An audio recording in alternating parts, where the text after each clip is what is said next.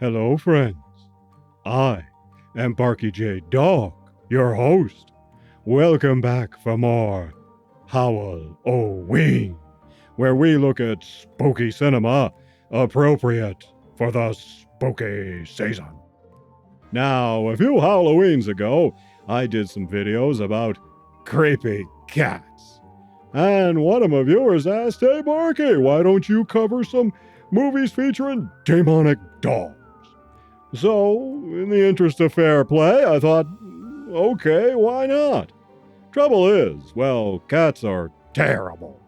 Dogs aren't. Dogs are good. Even Cujo. See, Cujo wasn't a bad dog at all. He was a good family dog. He just got some bad food or something, and that's when he went wrong. But other than that, he wouldn't have. So, not his fault. Case in point, my friend Michael, one of my viewers, he mentioned a movie that's playing in the theater right now called Good Boy. It's about a dog protecting his owner from evil ghosts and stuff. Now, I haven't seen this yet, but I've heard lots of good things. This dog is taking on the supernatural, because that's how we dogs are. We look out for people. Cats? Cats don't. They just want you to feed them. Well, in the interest of fairness, I found some movies featuring so-called demonic dogs. So let's take a look. First up, how about this? Zoltan, Hound of Dracula, or just Dracula's dog, from 1977. Now, in this one, it starts out way back in the past in Romania or someplace like that, and Dracula is running around. He wants to put the bite on this here sexy chick. Who can blame him, am I right? But then look, Zoltan, the loyal family dog, starts making such a commotion, Dracula has to take off. See? Good dog. Protecting the sexy chick. Protecting the home. But Drac gets mad and puts the bite on Zoltan, turning him into a Dracula dog. Then his friend, the gamekeeper, Dracula, puts the chomp on him too and turns him into a sort of half-vampire servant. These are the guys who look after Dracula during the day. Anyway, flash forward to 1977. These no-good Ruskies are up to no good, as usual. They're tromping around Romania and blasting stuff and discover the crypt of the Draculas. Then they go home for the night, leaving this guy on guard. Then an earthquake hits and a coffin is dislodged. Now look, if I were in the crypt of the Draculas and coffins started popping out of the wall, there's no way I'd be hanging around like this idiot does. Nor would I open up one of those coffins. Nor would I pull out a wooden stake from the corpse inside that coffin. But this guy's a moron and he does all of that. And then he gets what he deserves when Zoltan comes back to life and puts the chomp on him. Then Zoltan frees the gamekeeper, and together they head off to America to track down the last surviving relative of the Draculas. This guy, Michael Drake. Never mind the fact he has a son, so technically they could have just gone after the kid, but whatever. They want to put the bite on Drake and turn him into the new Dracula. When the family is on vacation, camping out in their RV, Zoltan bites other dogs, turning them into Dracula dogs too. Helping out the hero is a police inspector from Romania who wants to end the Dracula curse forever. Together, they fight to make the world safe for democracy. Michael Pataki plays Drake, last of the Draculas. He was in a ton of stuff, like Airport 77, Easy Rider, Disaster on the Coastliner, and Rocky IV. We last saw him in my review of Raise the Titanic. Jose Ferrer is probably the biggest name here, as the police inspector, only vaguely phoning in an accent. But who cares? It's Jose Ferrer, and he's really good in everything, as always. He's good here too. You'll also spot Jan Shutan as Drake's wife. Arguably, she was best known for her one-off appearance in an episode of Star Trek, The Lights of Zetar. Not a great episode, but she was memorable. Now take note here, Zoltan is not a bad dog. No, He didn't ask to become a Dracula dog. He was protecting the family, and even so, when he gets free, what's the first thing he does? Take out a no-good commie invader. So he's a patriotic dog. Plus, he has the chance, but does he free Count Dracula? No. Or Countess Dracula? No. Who does he free? His friend, the gamekeeper. He leaves Dracula behind. So you see, a good dog in spite of being Draculaized. And speaking of vampire dogs, how about, Vampire Dog from 2012.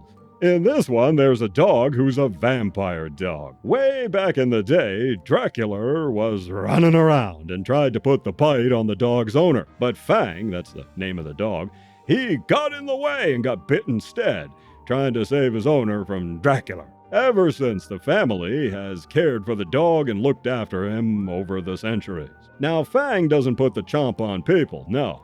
He doesn't drink blood at all. Instead, he wants jelly. Well, actually, Jell-O.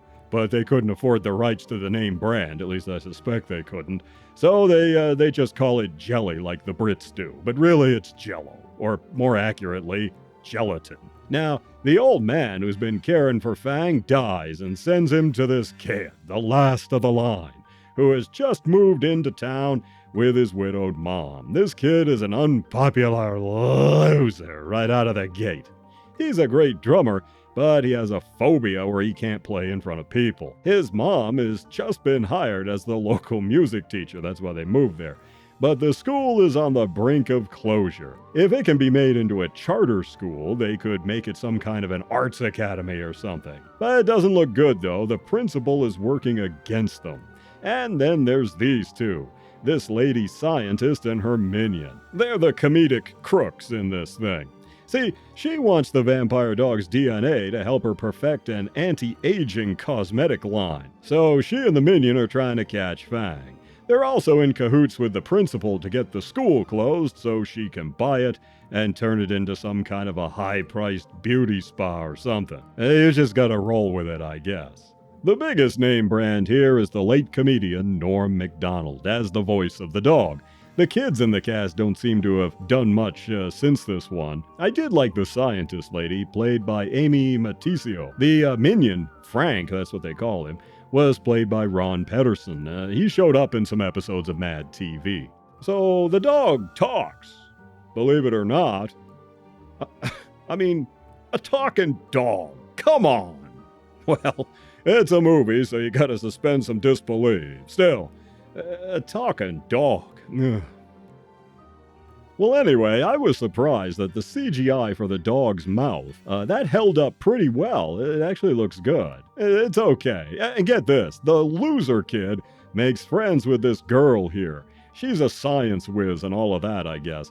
Anyway, she just totally reminded me of Margaret, the girl from Dennis the Menace. Am I right? Once you see it, you can't unsee it. Overall, this one wasn't terrible. It's a kid's movie, no doubt. The crooked scientist and her minion, they're a lot of fun. But hey, this vampire dog? Not a bad dog. In fact, all this dog does is help people and protect the kid. So, like Zoltan, a vampire dog who's a good dog. Well, how about this one from 1983? Bet you haven't seen this. Play Dead. Here, there's a single mom who passes away, and her black sheep sister shows up to the funeral despite being on the outs with the family.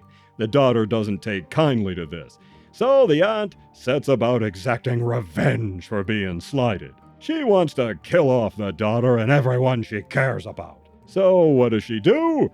She gets this here dog. Now this is a good dog. There's nothing wrong with this dog. Not until the aunt uses black magic. That's right. She black magicizes the poor pup into becoming a killer. Will the aunt succeed with her evil plans? In our cast, we have Stephanie Dunham as the niece. She was in Silent Rage with Chuck Norris and showed up on Dynasty in some episodes. She was also in Emerald Point, NAS, if you remember that show. The evil aunt was played by the legendary star Yvonne DiCarlo. That's right, Lily Munster. And way before that, she was one of the queens of Technicolor, starring in a lot of films such as The Ten Commandments, Buccaneer's Girl, Brute Force, Salome Where She Danced, just all kinds of stuff. And she was a hottie back then, man. Let me tell ya. We last saw her in my review of Nocturna. Well, this dog is not a bad dog until he gets zapped with the black magic. Then he goes around causing deadly accidents. That's not his fault. Dog didn't ask to be a killer. Okay, how about a real classic?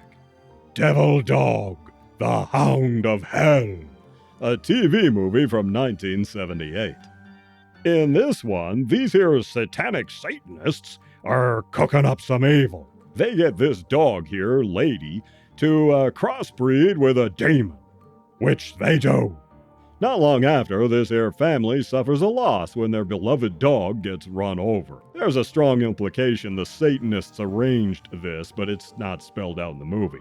Makes sense if true, though. Anyway, this creepy guy shows up not long after and offers the sad kids a free puppy. They hesitate, but ultimately accept because, hey, free puppy! They name him Lucky.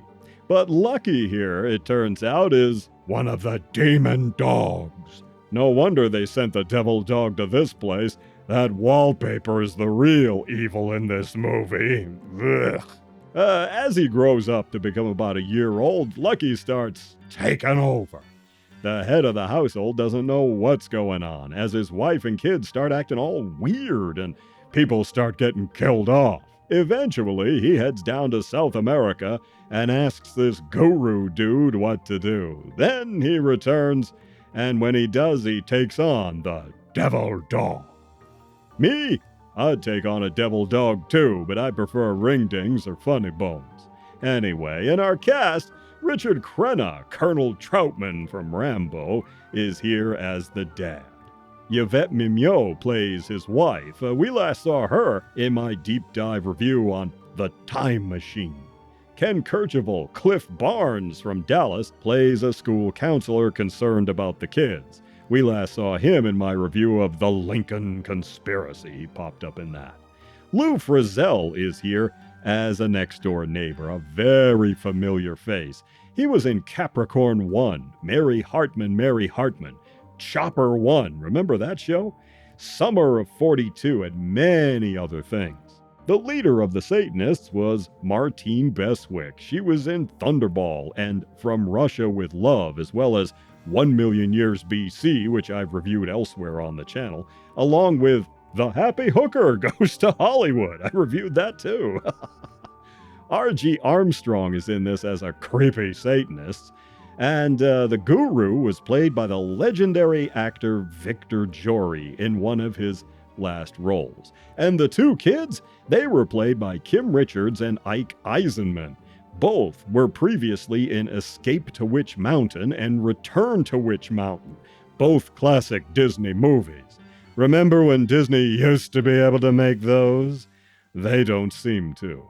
Eisenman was also in Star Trek II, The Wrath of Khan, as Scotty's nephew, Preston.